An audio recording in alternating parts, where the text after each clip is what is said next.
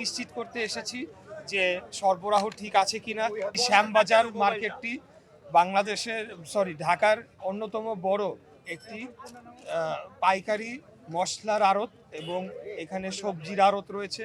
এখান থেকে ঢাকার বিভিন্ন স্থানে আপনার সবজি এবং মশলা এবং অন্যান্য নিত্য প্রয়োজনীয় দ্রব্য এখান থেকে সরবরাহ হয়ে থাকে।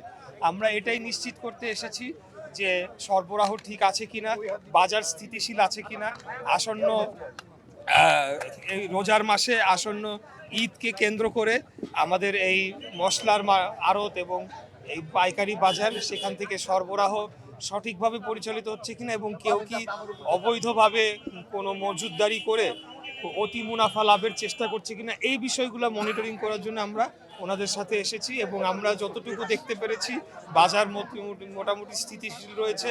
আদা, রসুন সহ অন্যান্য মশলার এখানে ওনারা যারা আমাদের সাথে এসেছেন তারা এখানে চেক করে দেখেছেন এবং বিভিন্ন আমরা যারা দোকানে আমরা প্রবেশ করেছি তাদের সাথে কথা বলেছি, তারাও বলছে মার্কেট মোটামুটি স্থিতিশীল রয়েছে। এই